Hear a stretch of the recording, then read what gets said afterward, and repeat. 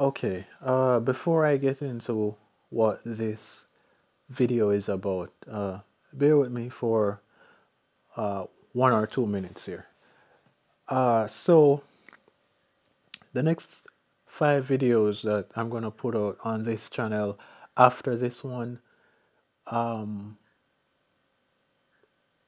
most, probably only one of them will be One Piece related.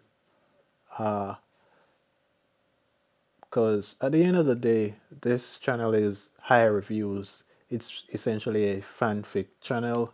My original content channel is Hyolek, in which is just all original projects, and then the Diego Brumfield channel has both. But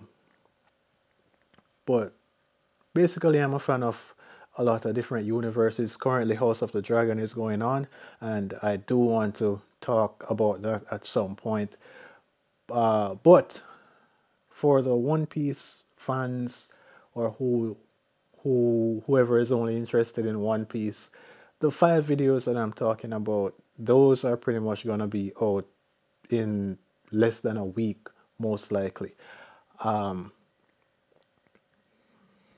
Yeah. Currently, I'm using my phone due to laptop issues. Do not have screen.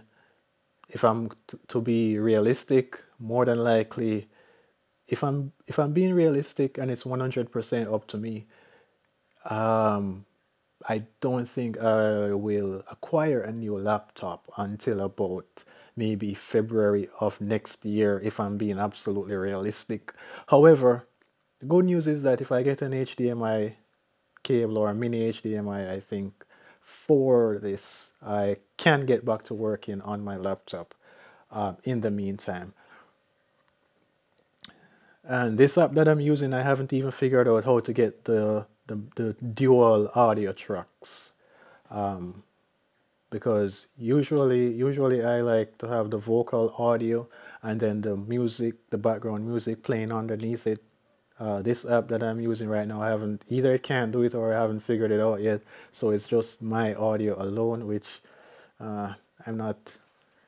It's okay, but anyway, that's it for now. So, what is this video about? This is titled Alabasta versus Arlong Park. So, what does that mean exactly?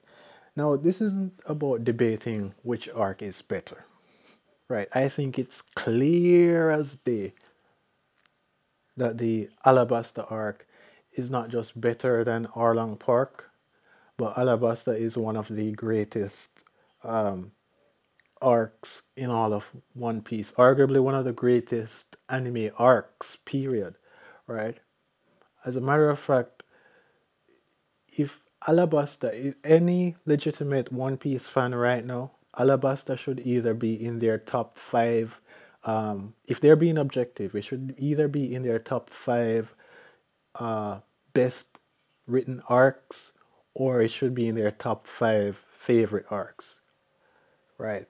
Any true, genuine One Piece fan that understands storytelling to a certain extent should have Alabasta that high, right?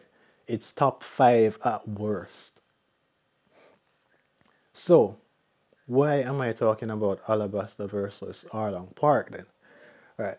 And this, the reason why I'm making this video is due to a conversation that I had with my friend who has just started watching One Piece. And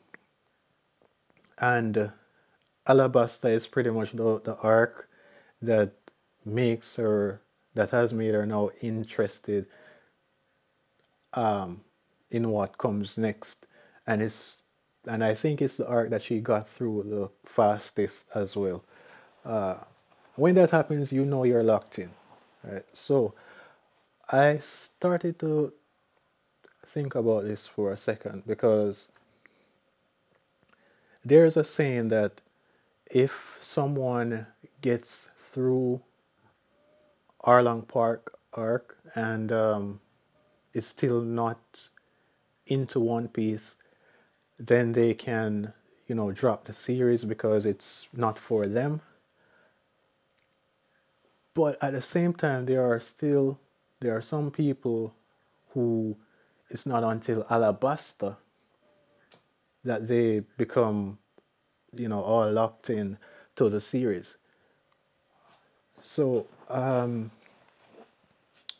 what I'm wondering is, what arc do you guys think should be the cutoff point? Like, if you're recommending the series to a new fan, or if you're just being honest about your own experiences, what which arc do you think is the real entry point to the One Piece series then? Because honestly, I I have been one of those that uh, have been saying what I think the majority is saying, which is that Arlang Park, that is the first greatest arc. I like Baratier as well, but Arlang Park was especially driven highly by Nami's backstory. Arlang Park was it for me, was the arc that made me interested in the series.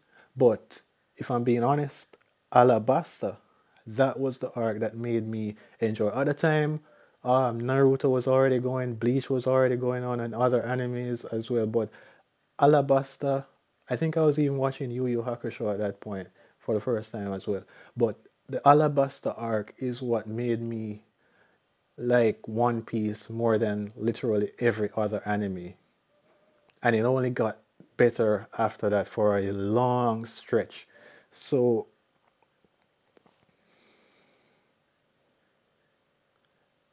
so that's what I'm wondering.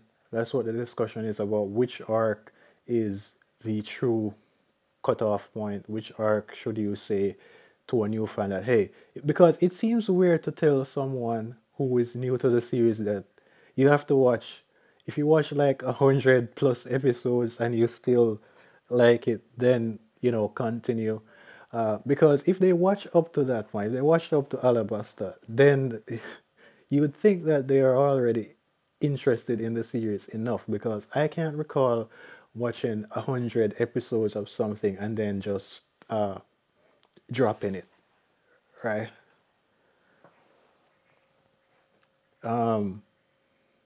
So yeah, but I think speaking to my friend, one of the reasons why she